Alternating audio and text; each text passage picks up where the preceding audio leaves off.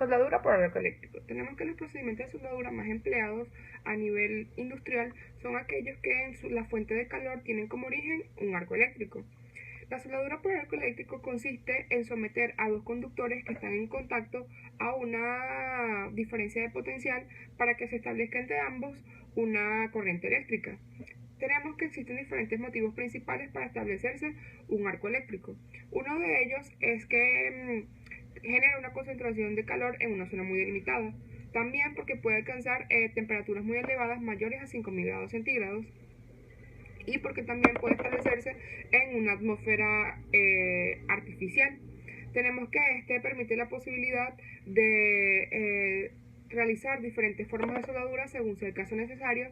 Y por último, porque puede establecerse de forma visible, que sería en el arco descubierto, y de forma invisible, que sería en el arco sumergido, que es de lo que le voy a hablar ahorita en estos momentos, que es el procedimiento de soldadura bajo la base de fuente de calor, es el arco eléctrico, y existen de dos maneras, que sería el arco descubierto y el arco encubierto. En el arco descubierto puede hacerse de tres maneras. Una de ellas es la soldadura por arco eléctrico manual con electrodos revestidos. Otra sería soldadura bajo gas protector con electrodos no fusibles, y la soldadura bajo gas protector con electrodos fusibles. En lo que sería el arco encubierto, tenemos que existen soldaduras por arco sumergido, y la segunda y última sería soldadura con electroescoria. Bien, ahora le voy a hablar sobre qué es la evolución histórica.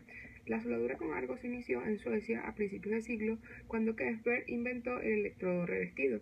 En aquel entonces se fabricaba con un acero extra suave que el material fundido reaccionaba sin protección alguna a lo que era el oxígeno y el nitrógeno del aire, y al momento de enfriarse se convertía en un metal muy frágil. La idea de este señor consistía en recubrir los electrodos con una pasta de polvo y aglomerante, de manera que este aglomerante crear una capa protectora que impida el acceso del aire al momento de hacer el baño de metal fundido. Así se iniciaron procesos o procedimientos para dotar con mayores características lo que era el recubrimiento. También tenemos que existen diferentes ventajas por la cual utilizar la protección de esta escoria. Una de ellas es que al hacer el acero al hacer menos fusible el metal de electrodo, forma una especie de vaina alrededor del arco que facilita su dirección y evita la formación de arcos secundarios. Otra ventaja es porque realizaba lo que son las llamadas soldaduras de gran penetración. Y por último, es que gracias a esta escoria fundida, el enfriamiento de la soldadura se realizaba de una manera más lenta, evitando las tensiones internas. Ahora les voy a hablar sobre qué es el cordón de soldadura.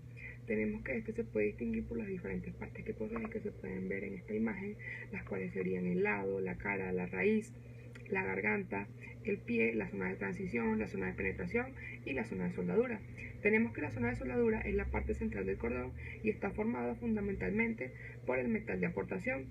La zona de penetración, que es aquella que es la parte de la pieza que ha sido fundida por los electrodos, y por último la zona de transición, que es aquella que es la más próxima a la zona de penetración. Tenemos que el cordón de soldadura se clasifica de tres maneras, las cuales serían por la posición geométrica de las piezas a unir, que serían la soldadura a tope y la soldadura en ángulo. Luego también por la posición del cordón de soldadura con respecto al esfuerzo, que serían el cordón frontal, el cordón oblicuo y el cordón lateral. Y por último tenemos que por la clasificación de la posición de soldadura durante la operación de soldeo, que sería el cordón plano, que se designa con la letra H, el cordón horizontal, que se designa con la letra C, el cordón vertical, que se designa con la letra B, y por último el cordón en techo, que se designa con la letra T. Ahora vamos a hablar sobre lo que son las posiciones de soldeo. Estas pueden ser muy relativas debido a la posición en que se encuentra la pieza y el electrodo. Tenemos que estas se pueden definir de las siguientes posiciones. La número 1 es la posición plana. Luego tenemos la horizontal o en cornisa, luego la vertical y por último la posición en techo. De estas posiciones que he nombrado anteriormente, la más fácil de realizar es la posición plana, debido a la posición que se encuentra, es mucho más fácil de realizar su ejecución. Luego, para realizar la ejecución de la soldadura vertical, esta debe hacerse un movimiento oscilatorio al electrodo. Y por último tenemos la posición, para realizar la posición de soldadura horizontal o en cornisa y la en techo, tenemos que esta es la más difícil de realizar o ejecutar debido a la posición en que esta se encuentra, ya que es muy difícil realizar su ejecución. También tenemos que, según las normas americanas AWS, que en sus siglas traducidas al español significa la Sociedad Americana de Soldadura, establecieron otras normas de nomenclatura según las distintas posiciones para realizar el soldeo. Uno tenemos que es para el caso de soldadura en chapas, que se divide en 4 maneras, que sería la posición 1G, que se realiza según la chapa horizontal y la soldadura plana. La posición G, que sería en posición soldadura en cornisa, la posición 3G, que sería en soldadura vertical, y por último la soldadura 4G, la posición 4G, que sería soldadura en techo. También tenemos el otro caso, que sería para el caso de soldaduras en tubos a tope, que se divide de 3 maneras. En posición 1G, que sería para tubería horizontal con rotación, son posición plana. Tenemos la posición 2G, que sería la tubería vertical en soldadura en cornisa, y por último la posición 5G, que sería en la tubería horizontal inmóvil y se puede realizar en todas las posiciones. Bien, continuando con lo que sería la simbología de la soldadura, tenemos que esta información referente a todo lo que sería la unión, las dimensiones del cordón, su aspecto y forma final, son empleadas según las normas UNE 140.009-84 y también siguiendo las recomendaciones de AWS, que como dije anteriormente es la Sociedad Americana de la Soldadura.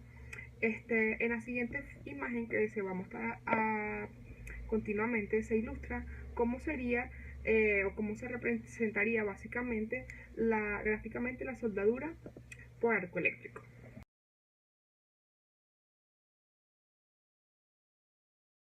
Bien, en general, toda representación simbólica consta de lo que es el símbolo elemental más el símbolo suplementario, las cotas y las indicaciones. Tenemos que los símbolos elementales indican la forma de la soldadura que se va a realizar.